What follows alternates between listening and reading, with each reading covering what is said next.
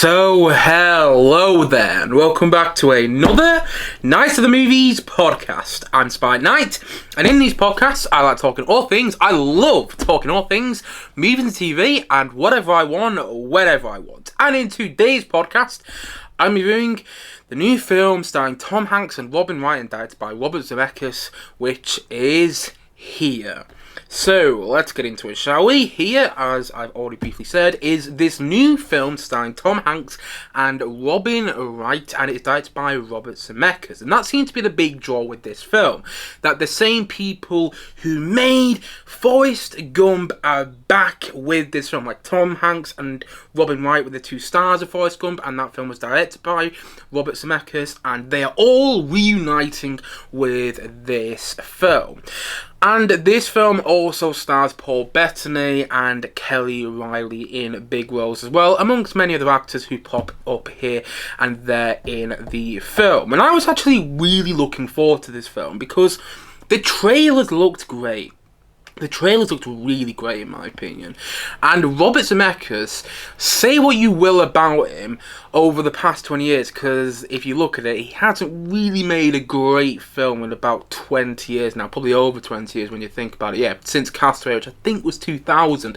So he hasn't made a great film for quite a bit of time, but he has made some great classic movies in his time. You know, we're talking about the director who made the Back to the Future trilogy. All three Back to the Future films. We're talking about the guy who made Castaway, the guy who made The Polar Express. Say it all about The Polar Express, but it's a Christmas classic for so many people. And he made Who Framed Roger Rabbit, which is considered a classic. And he made, what was the other film he made? He made Forrest Gump. How could I forget that off the top of my head? He made Forrest Gump amongst many other films. Robert Zemeckis has made some absolute bangers in his time, and I thought this could be his return to form from the trailers. The trailers sold me. I like this whole idea of a film being set in one location and being told from this one viewpoint. I actually thought that was quite a good idea for a film. Plus, I love Tom Hanks. I mean, who doesn't love Tom Hanks? If you don't love Tom Hanks, there's something wrong with you. You know, I love Tom Hanks so much, and I immediately get interested in whatever he stars in. I also love Paul Bettany, and when I heard he was in the film about a month ago, and I was like, okay, yeah, now I got my interest even more because I love Tom Hanks and I love Paul Bettany, and seeing them on screen together. I think they were on screen together in the Da Vinci Code, which is a very different movie than this.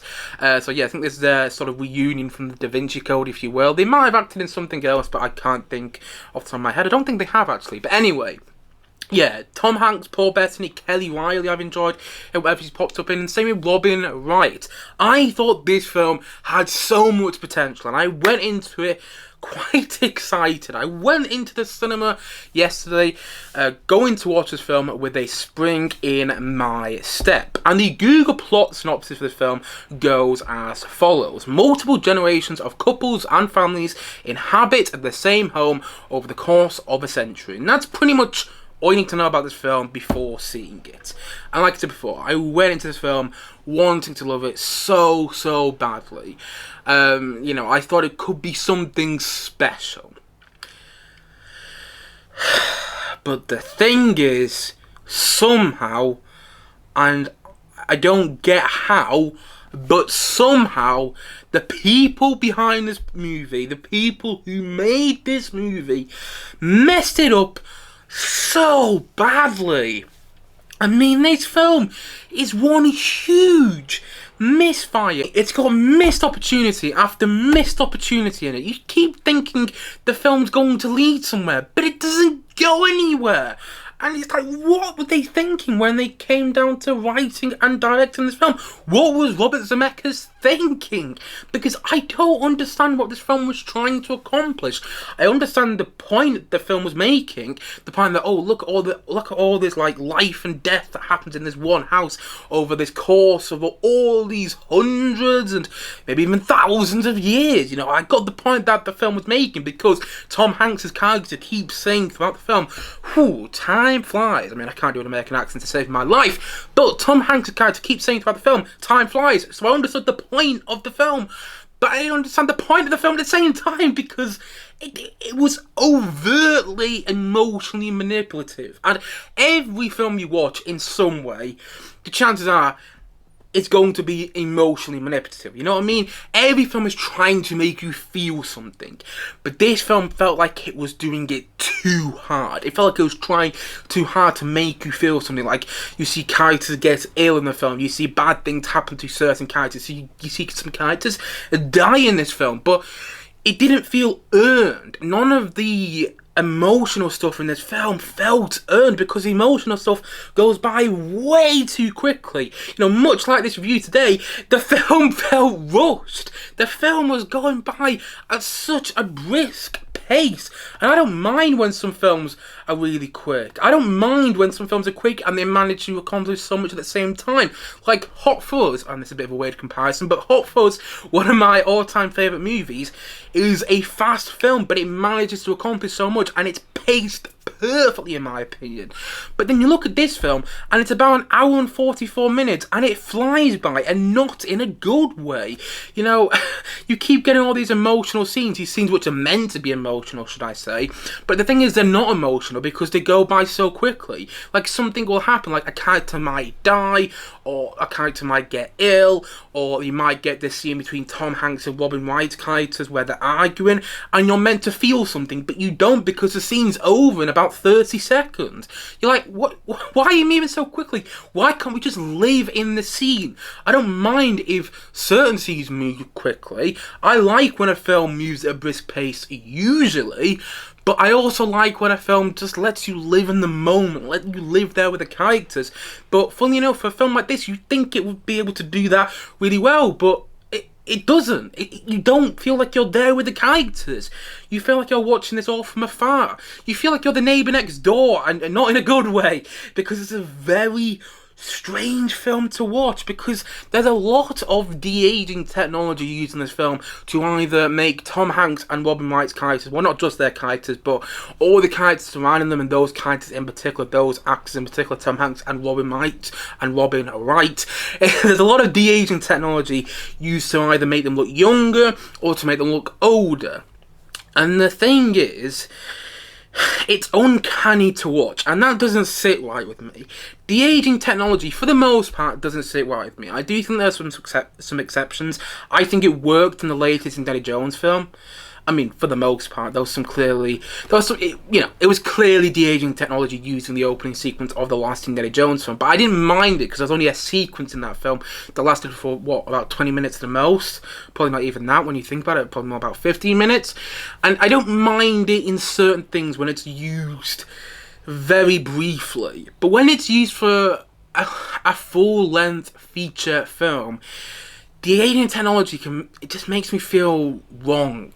Because if you can, apparently they used AI to do the de-aging technology in this film, and I'm one of those people that is against AI in parts. Don't get me wrong, AI has a place in society. There are some ways which AI is being used which is important and useful and all that jazz.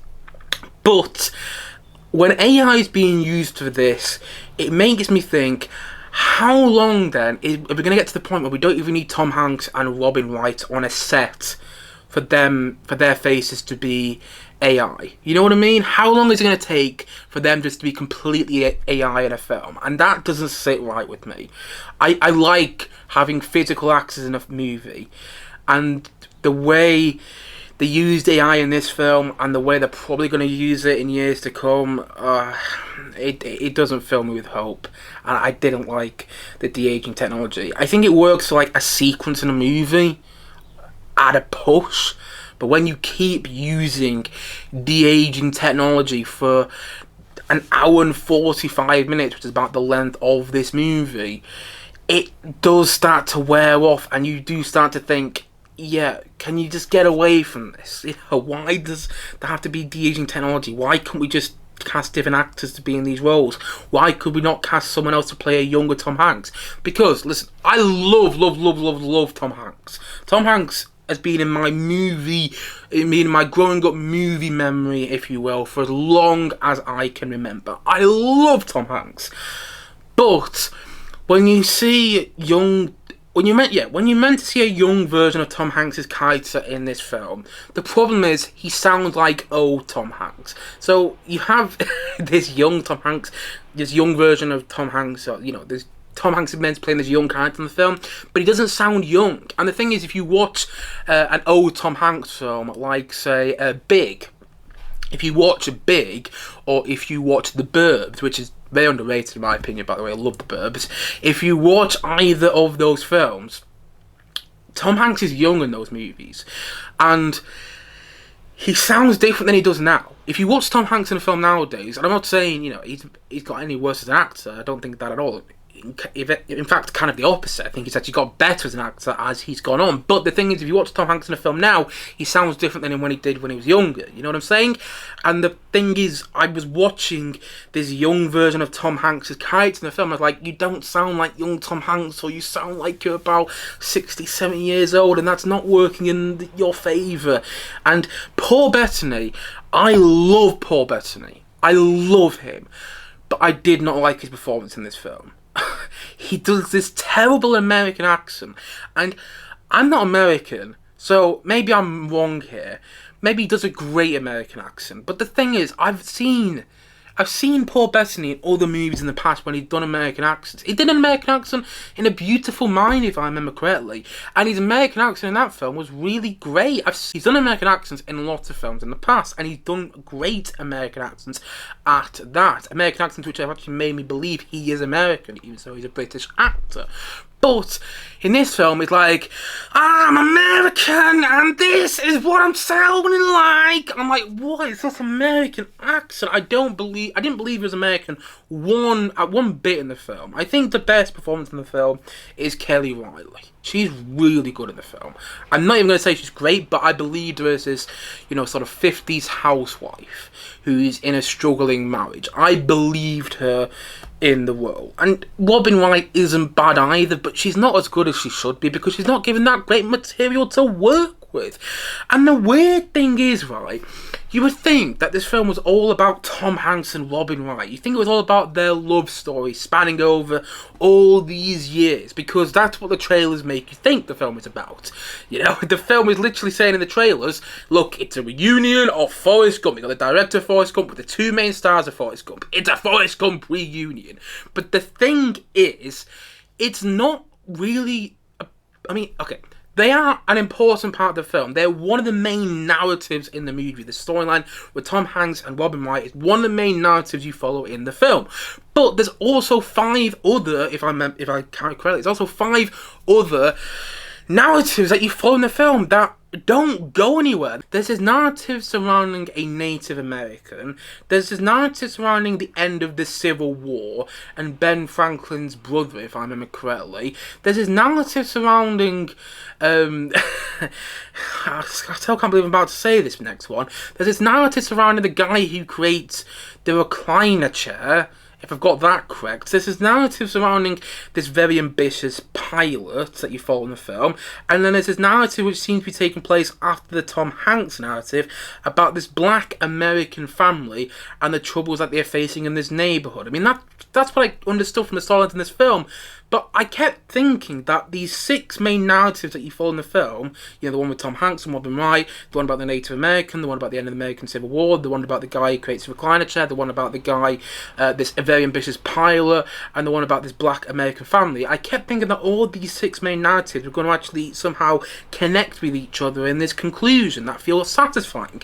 But they don't. The other narratives, all the narratives actually, including the Tom Hanks and Robin Wright narrative in the film, don't go anywhere. And the film's cutting between all these narratives. And you're like, why? What is it trying to accomplish? Because it's actually making it an infuriating watch. Why are we cutting between all these different narratives? You know what? It feels like the film was originally about 3 hours long and, played out chronologically.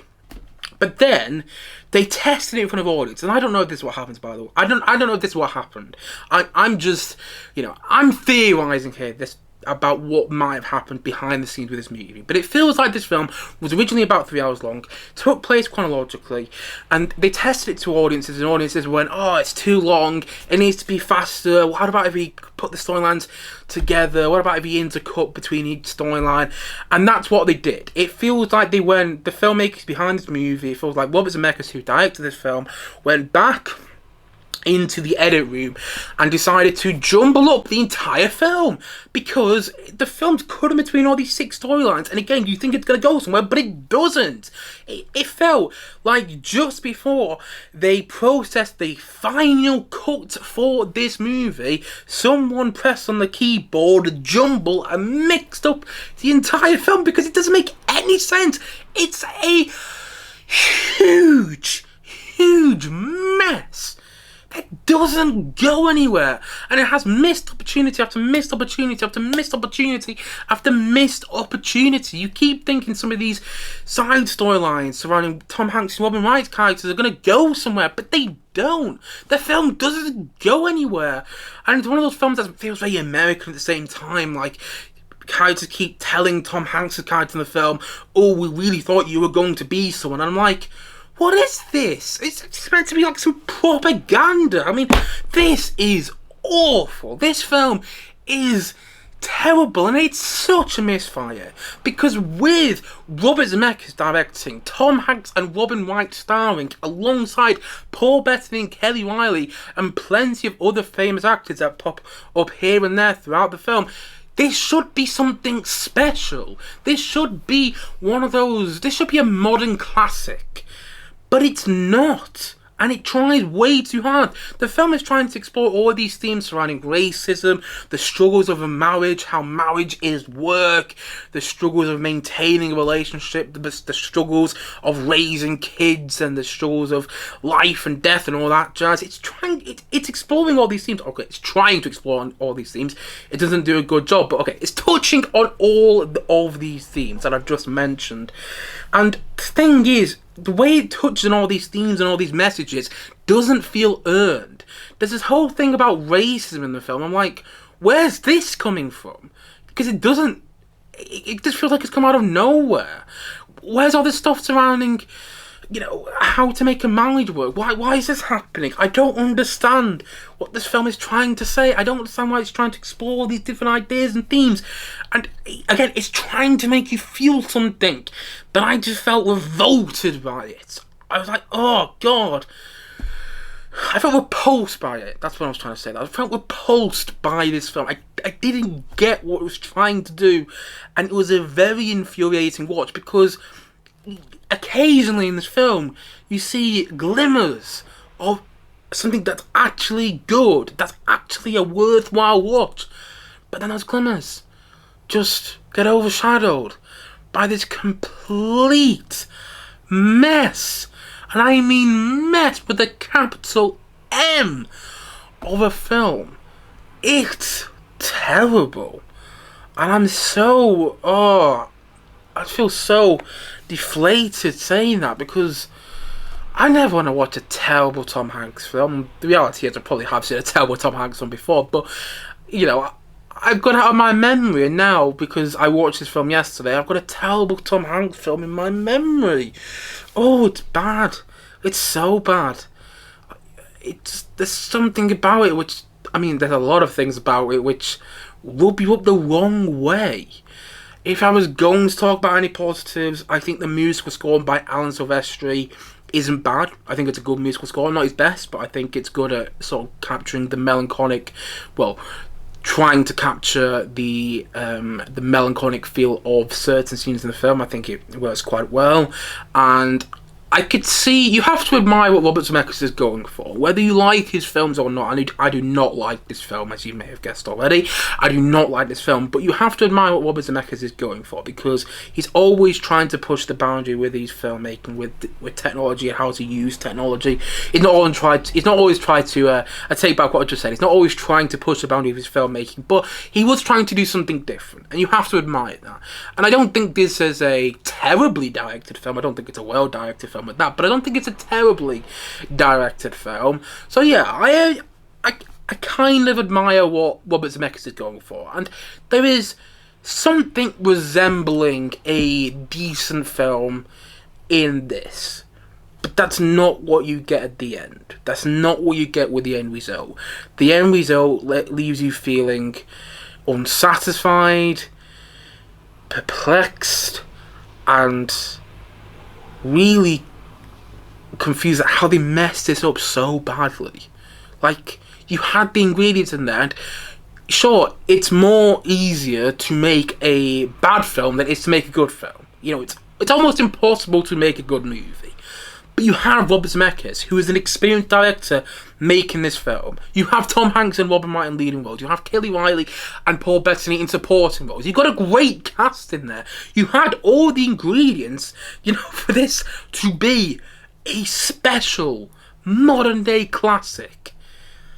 But it's bad. It's atrocious. And, yeah. I don't get it. I sat there watching the film thinking, what? That's the one word which kept coming to my mind as the film played out. What? As every scene was going on, I was like, I don't get it. I just don't get it. It's badly written, not well directed, with lesser performances from brilliant actors, and a film which just, I mean, I don't know what they were doing when they're making this film. I don't know what they were going for. Yeah, I do not recommend this one at all. And so, all in all, I'm going to say that here, I'm going to give it I'm going to be kind, I'm going to give it a 2 out of 10. I was going to give it a 1 out of 10, but I thought, you know, the musical score, like I said, isn't bad. The filmmaking, you have to admire what he's trying to go for. But that's kind of that's another big problem with the film as well, actually, when I think about it. It's more about the gimmick of, let's tell this story off from one location, from one camera angle. But the gimmick doesn't really work. The gimmick would work if they told this story in chronological order. And I'm not sure if I've made this clear, but they don't tell it. They don't tell the story of this film. They don't tell the narrative of this film in chronological order. The story is non-linear. It's similar to the way the narrative of, say, Pulp Fiction is, you know. It's cutting back and forth between different timelines in the film, and you're like, why?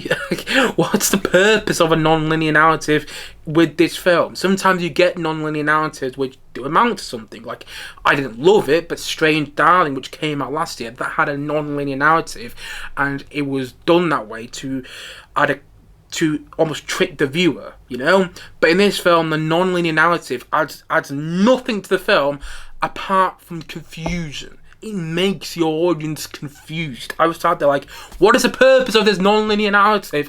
And I was thinking that exact same thing on the tram ride home after seeing this film.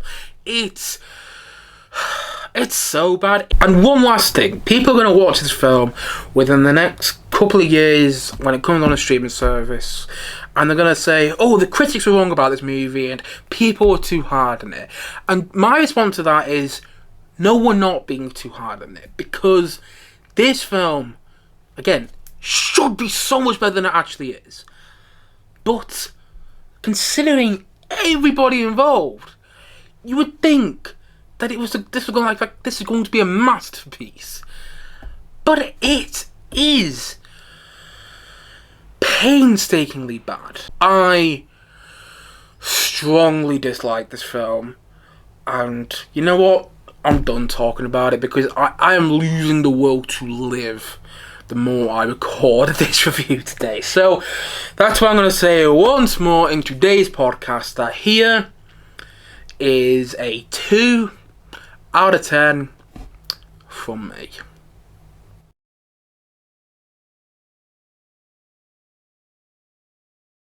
Anyway, guys, that's it for today's podcast. If you have seen here, please let me know your thoughts on it in the comment section below. And if you love the film, please let me know why I'm wrong in the comment section below as well. And as always, thank you for watching or listening to this podcast. And if you haven't yet, please do click down below and like and subscribe on this podcast. I look forward to many more podcasts and many more videos coming very, very soon on this channel. As I've already said, thank you so much for watching or listening to this podcast. And we got there in the end. I will see you guys again soon. But bye for now. Bye.